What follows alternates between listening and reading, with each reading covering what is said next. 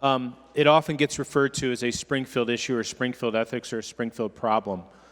This isn't a problem for my community. This is a problem for the entire state, from Chicago to Cairo, and we're all responsible for it. The problems happen in Chicago, the problems happen in Southern Illinois, and please, when you refer to this, don't denigrate my community by saying it's a Springfield problem. I have a few questions of the Majority Leader, Madam Speaker.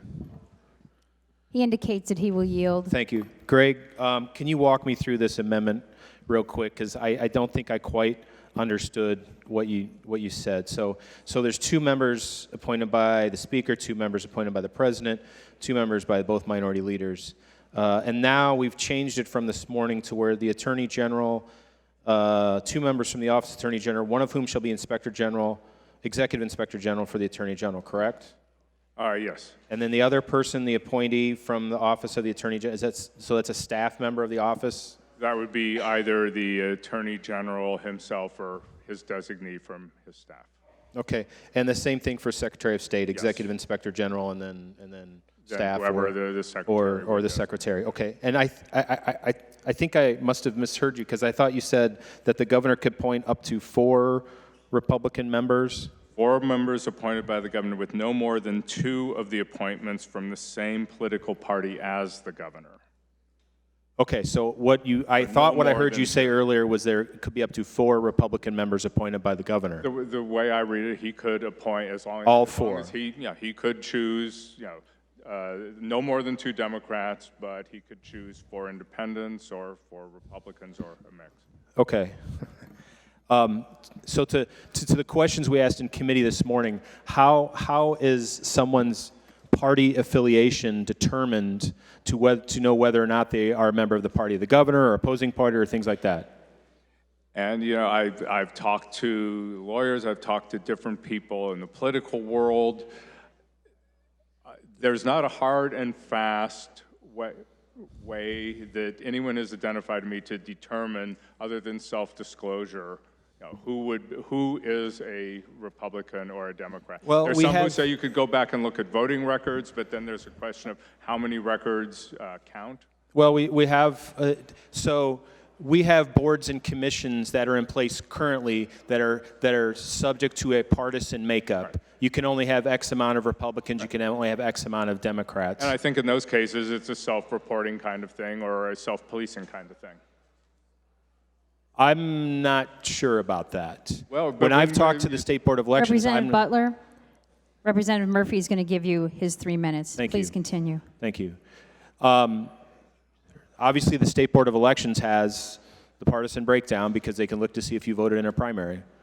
So, I'm really concerned about this issue because someone can say they're Democrat or Republican, but how do you know if we don't have a hard and fast rule on this? If you recall, in committee, that question came up, and I said, I assume you would go and look at their voting history, and somebody in the committee, I can't remember if it was a Republican or a Democrat, said, well, how many elections do they have to vote in? I don't know what the So for example, if you look at my voting record, and it's commonly referred to as a 4-4, I have 4 Republican primary elections on my record. Sangamon County, we have a really unique thing because people were urged to vote in the Republican primary during Governor Rauner's terms. The unions urged crossover votes to go vote in the Republican primary. So somebody in Sangamon County may have a very unique voting record when it comes to determining, what their record is. So I would say having some sort of standard, maybe having a 4-4 might be the way to go. But this is one of the flaws I think of this that probably needs hopefully some more help, maybe in the Senate tonight, who knows. The co-chairs of the commission, who appoints the co-chairs? The Democratic leader of both chambers, the majority leader. So the speaker appoints one co-chair, and the Senate president appoints another co-chair. Yes. Is that correct? Yes.